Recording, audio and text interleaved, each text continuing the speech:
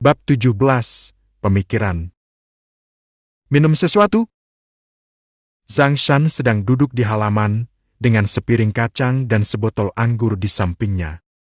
Dia begitu tidak tahu malu hingga dimarahi oleh ibunya sebelum ibunya mau menggoreng kacang. Li Yuan tidak sopan. Dia pulang sangat larut hari ini. Meskipun tidak ada kekurangan makanan di rumah, dia tahu ini hanya sementara. Dan uangnya juga perlu dibayar kembali, jadi tidak ada rasa mendesak yang menyedihkan, namun Anda tetap harus bekerja keras saat diperlukan. Ziliu! Li Yuan menyesapnya dan menghela nafas. Nyaman? Ada apa? Kamu kelihatannya ada yang tidak beres. Li Yuan mengambil kacang dan memasukkannya ke dalam mulutnya. Zhang Shan menghela nafas. Ada yang tidak beres? Bisakah kamu berbicara denganku? Lihat apakah aku bisa membantu.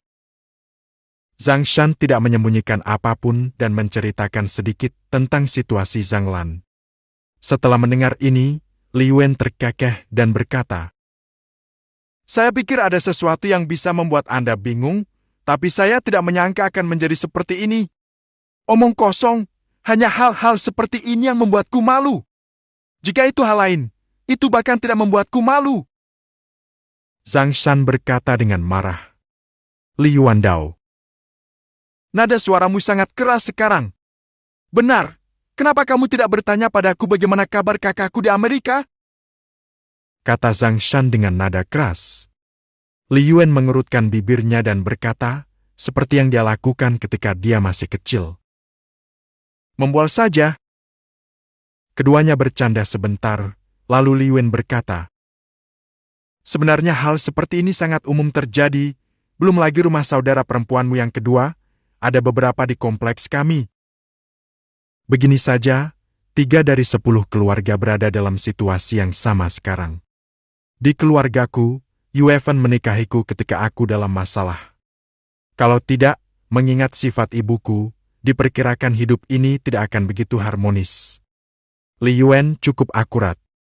Meskipun ibunya memandangnya sekarang, dia sebenarnya bukan orang yang bisa dianggap enteng di masa lalu. Tentu saja, yang paling penting adalah dia tidak pemaaf tetapi memiliki hati yang baik. Jika tidak, dia tidak akan melihat Li Yuan mencuri roti kukus dari rumahnya dan memberikannya kepada Zhang Shan. Emosi bibi jauh lebih baik sekarang, kata Zhang Shan. Li Yuan tersenyum dan tidak menjawab, dan melanjutkan apa yang dia katakan tadi. Sebenarnya, keluargamu harus ikut bertanggung jawab atas situasi Sister Lan. Bagaimana kamu mengatakan itu?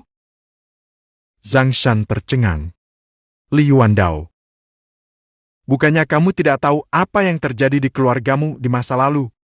Keluarga ibuku tidak memiliki kemampuan, jadi wajar jika mereka tidak bisa kuat. Dan saya juga tahu bahwa Sister Lan sering membawa beberapa barang dari keluarga suaminya untuk menghidupi keluarga Anda. Hal ini, ditambah dengan temperamen Sister Lan sendiri, secara alami akan mengarah pada situasi saat ini. Zhang Shan mendengar bahwa memang demikianlah masalahnya. Dia hanya memiliki pemahaman yang samar-samar tentang hal-hal ini, dan secara spesifik tidak sedetail yang dimiliki Li Yuan. Kalau begitu beritahu aku apa yang harus aku lakukan? Aku tidak bisa dengan paksa mendukung saudara perempuan kedua, kalau tidak mereka tidak akan bisa bertahan, kata Zhang Shan. Jangan tanya aku tentang ini, tapi jika kamu benar-benar tidak punya uang, pergilah dan berikan beberapa hadiah. Berikan saja kepada saudara perempuanmu yang kedua. Dengan cara ini, keluarga suaminya dengan sendirinya akan mengetahui bahwa keluarga Sister Lan berbeda, dan sikap mereka pasti akan lebih baik. Li Yuan punya ide. Zhang Shan berkata. Berapa lama waktu yang dibutuhkan? Sebaiknya saya pergi ke rumah mereka dan menyebarkan uang.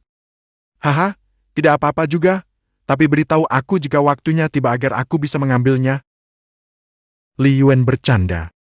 Zhang Shan dan Li Yuan minum dan kemudian berkata, apakah menurutmu situasinya akan lebih baik jika aku mencarikan pekerjaan untuk saudara perempuanku yang kedua? Tentu saja. Jika Sister Lan memiliki pekerjaan formal, apalagi memiliki sikap yang baik, bahkan keluarga mereka akan mendengarkan kata-kata Sister Lan sembarangan. Zhang Shan menjadi bijaksana setelah mendengar ini dan tahu pekerjaan apa yang akan dia temukan untuk saudara perempuan keduanya. Ngomong-ngomong, kamu di mana? Apakah kamu membutuhkan aku untuk mencarikan pekerjaan untukmu? Apa yang ingin kamu lakukan? Li Yuan tertegun sejenak. Apakah kamu serius? Apakah kamu bodoh dengan pergi ke Amerika? Saya tidak tahu seperti apa situasi di Amerika, tetapi bekerja di sini tidak sesederhana itu sekarang.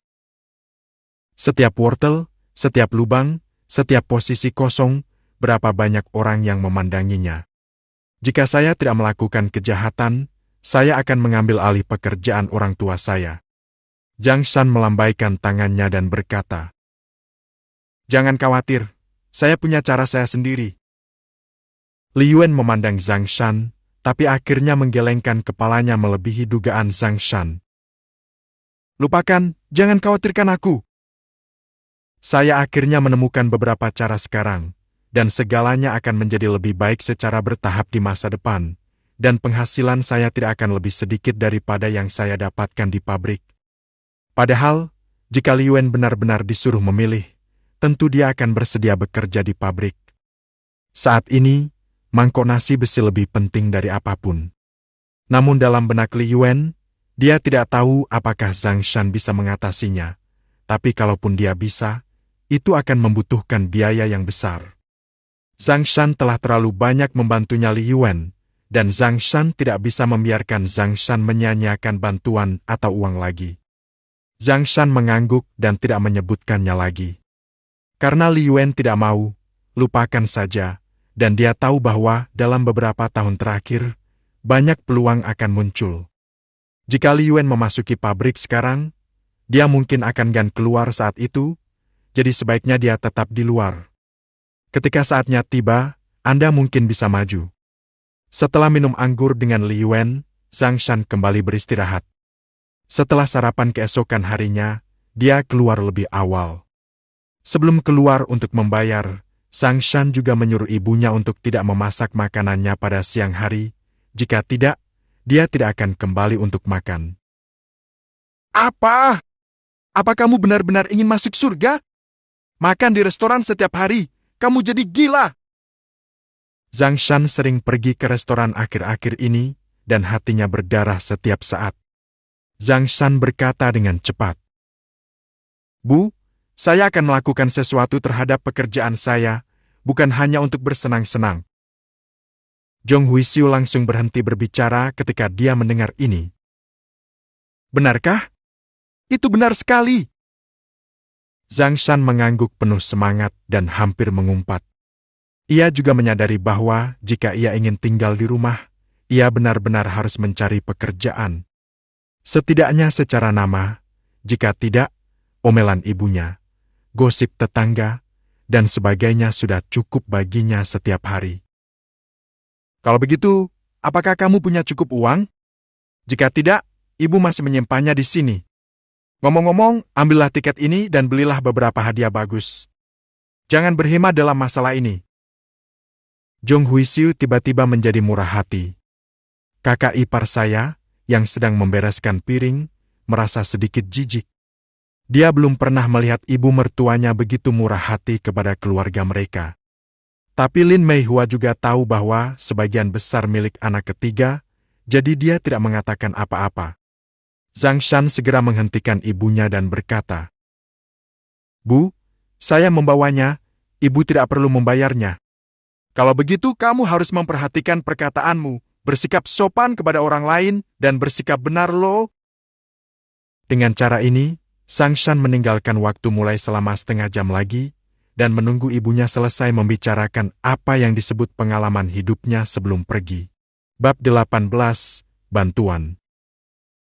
Wang Wei sedang berjalan menuju kantin dengan kotak makan siangnya, dan dihentikan sebelum dia mencapai pintu kantin. "Pemimpin, ada seorang pria bernama Zhang Shan di luar yang ingin menemukanmu." Penjaga lawang berkata dengan cepat.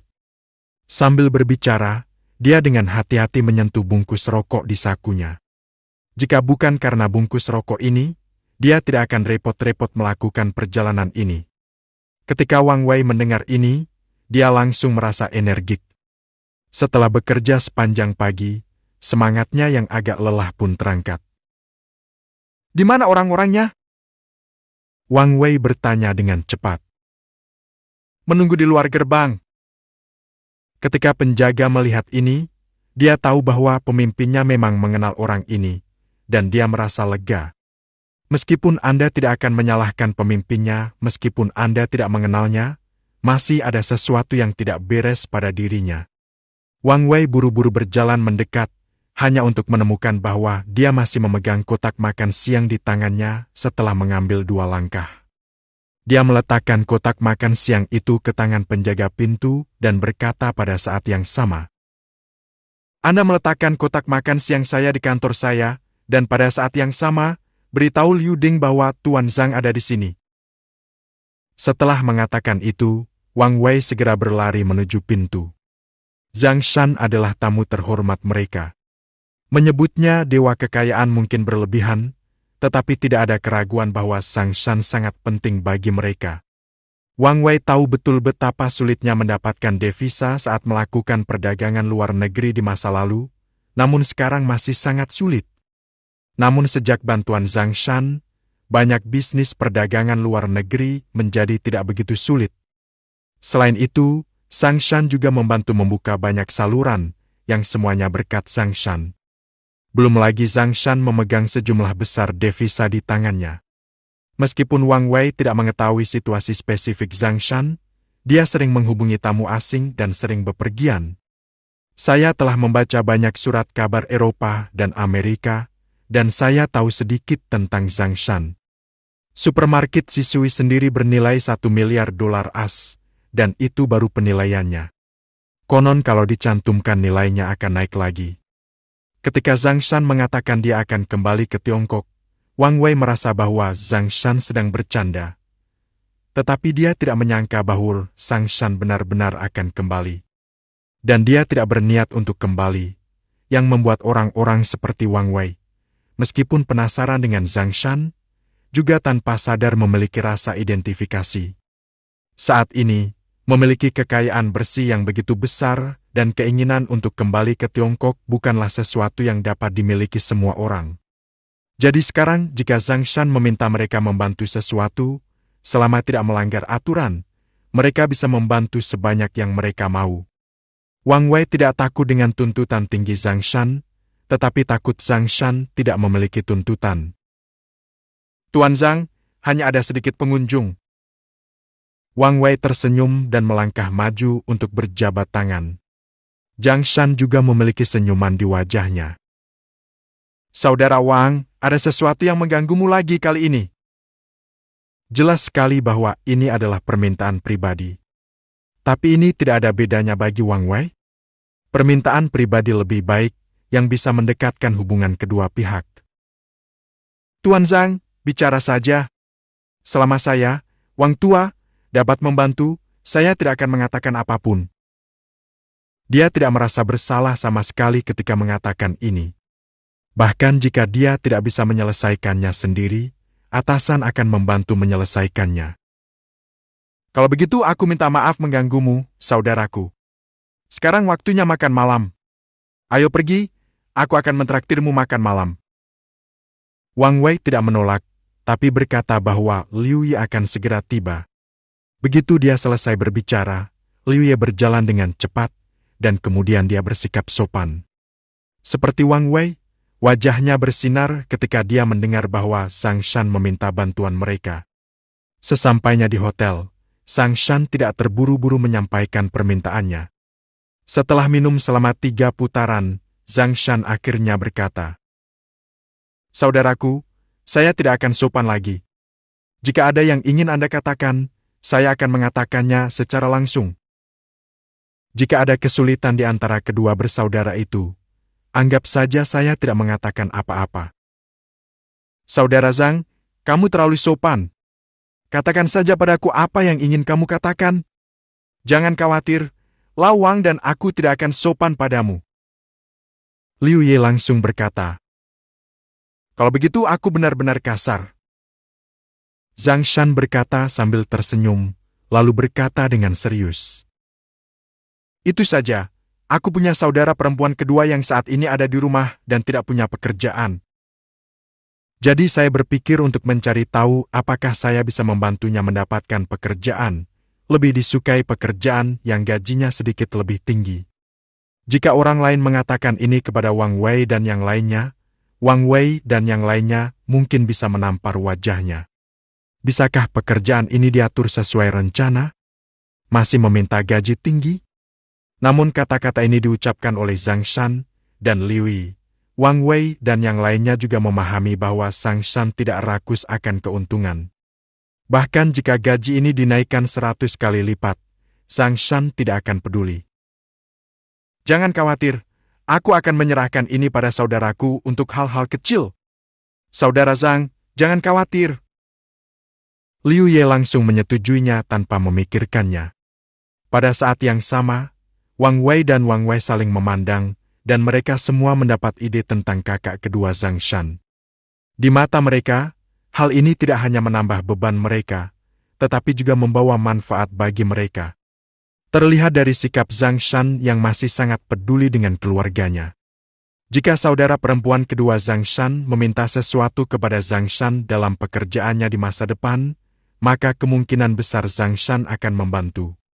Berdasarkan hal ini, jika ada yang mengetahuinya, mungkin akan ada pabrik yang bersaing untuk mendapatkan Zhang Lan. Kalau begitu aku ingin mengucapkan terima kasih terlebih dahulu kepada dua saudara laki-laki di sini, dan aku ingin bersulang untuk kalian berdua. Kata Zhang Shan dan menyesapnya. Liu Yi dan Liu Yi tidak ketinggalan sama sekali, dan mereka melakukannya begitu saja. Bagi mereka, anggur kecil ini hanyalah air. Satu hal lagi adalah aku ingin kedua saudara ini membantuku mencari pekerjaan. Apa itu? Inilah yang dirasakan Wang Wei dan Liu Yi. Anda seorang miliarder, tetapi Anda masih mencari pekerjaan? Zhang Shan melihat kebingungan di antara mereka berdua dan berkata sambil tersenyum masam. Bukankah ibuku yang mendesakku, mengawasiku menganggur di rumah sepanjang hari, mengomeliku setiap hari? Saya mengatakan yang sebenarnya kepada mereka, tetapi mereka tidak mempercayainya. Bahkan jika mereka percaya, mereka mungkin tidak akan merasa nyaman, jadi mereka akan mencari pekerjaan untuk menanganinya. Zhang Shan juga menyatakan permintaannya, bahwa itu murni untuk keperluan. Tidak benar-benar berfungsi. Liu Yi dan yang lainnya segera mengerti, tetapi pekerjaan seperti itu tidak mudah ditemukan. Meskipun tidak ada persyaratan, tampaknya mereka bisa menempelkannya dimanapun mereka mau dan tidak membiarkan Zhang Shan bekerja. Namun sebenarnya tidak demikian. Jika terjadi sesuatu akan sulit ditangani. Ini sebenarnya lebih sulit diselesaikan daripada pekerjaan Zhang Lan. Namun demikian, ini juga merupakan kabar baik bagi Liu Yi dan yang lainnya, karena ini membuktikan bahwa tekad Zhang Shan untuk tetap tinggal di Tiongkok sudah teguh. Tidak masalah. Liu Ye langsung setuju. Zhang Shan tersenyum dan berkata, kalau begitu aku akan mengganggu kalian berdua. Jika kalian membutuhkan bantuanku di masa depan, tanyakan saja. Ini adalah janji yang diberikan oleh Zhang Shan. Di saat yang sama, Zhang Shan juga percaya bahwa Liu Yi dan yang lainnya tidak akan membiarkan Zhang Shan melakukan hal sulit.